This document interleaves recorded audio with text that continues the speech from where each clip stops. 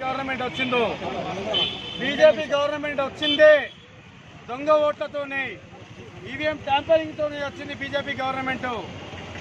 ఈవీఎంలతోనే వచ్చి ఇప్పుడు రైతుల పుట్టగొడుతుంది. ఈ రైతు వ్యతిరేక బిల్లులు ప్రవేశపెట్టి కర్షకులను రైతులను చాలా ఇబ్బందులకు గురి చేస్తున్నారు. ఇప్పుడు ఏమనంటే పంజాబ్ మరియు హర్యానా రాష్ట్రాల్లో ఉన్నటువంటి రైతులే వచ్చిరని చెప్పేసి ప్రచారం వాళ్ళు వీడియోలో ప్రచారం చేసుకుంటా ఉన్నారు.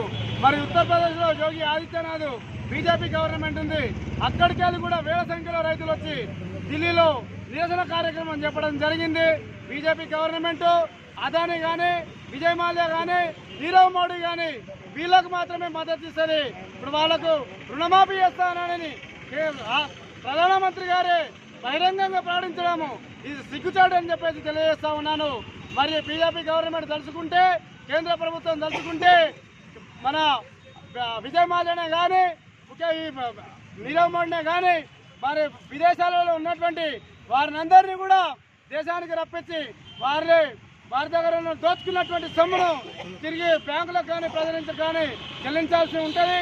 మోడీ మొదటిగా మోసాలు చేసింది జన్ధన్ అకౌంట్ ఓపెన్ చేయండి, మీకు సంవత్సరం తిరిగేలోపు జన్ధన్ అకౌంట్లో 1,00,000 నుండి 15 లక్షల దాకా మీకు జమ చేస్తారని చెప్పేసి మోడీ వాగ్దానం చేసిండు. ఇవాళ ఒక్కరికి కూడా 1,00,000 రూపాయలు కాదుగా 50,000 రూపాయల నుండి 50 రూపాయల ఒక్కరికి కూడా జన్ధన్ అకౌంట్లు జమ కాలేదు. ఇవి ఆర్ఎస్ఎస్ బీజేపీ ఈ గవర్నమెంట్ లో హిందూ భావజాలను రెచ్చగొట్టుకుంటూ ఇవన్నీ చేస్తున్నారు. ఖబర్దార్ బీజేపీ సర్కార్, ఇప్పటికైనా కళ్ళు తెరుచుకో. దేశానికి అన్నం పెట్టే రైతులు నువ్వు ఇబ్బంది పెడుతున్నావు.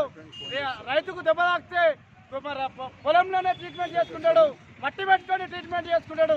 అటువంటి రైతు ఇవాళ ఢిల్లీ దగ్గర దాకా వెళ్లాల్సి వచ్చిందంటే రైతు ఎంత అవస్థలు పడితే, ఎన్ని ఇబ్బందులు పడితే రైతు ఢిల్లీ దాకా వెళ్లాల్సి వచ్చిందో నువ్వు ఒక్కసారి ఆలోచించుకో. మోడీ సర్కార్ ఇకనైనా నువ్వు రైతు వ్యతిరేక బిల్లులను వెనక్కి తీసుకోకపోతే మన రాష్ట్ర అధ్యక్షులు బిడిఎస్ఎఫ్ మన ఆజాదన్న గారు చెప్పినటువంటి ఇక్కడ ఉన్నటువంటి బీజేపీ నాయకుల ఇళ్లను ముట్టడి చేస్తాం, బీజేపీ ఆఫీసుల ముట్టడి చేస్తాం, మరియు అలాగే రాజధానిని కూడా ముట్టడి చేస్తాం, భారీ ఎత్తున ఆందోళన చేస్తామని చెప్పేసి తెలియజేసుకుంటూ బిఎంఎం జిల్లా బాధ్యులు కామారెడ్డి జిల్లా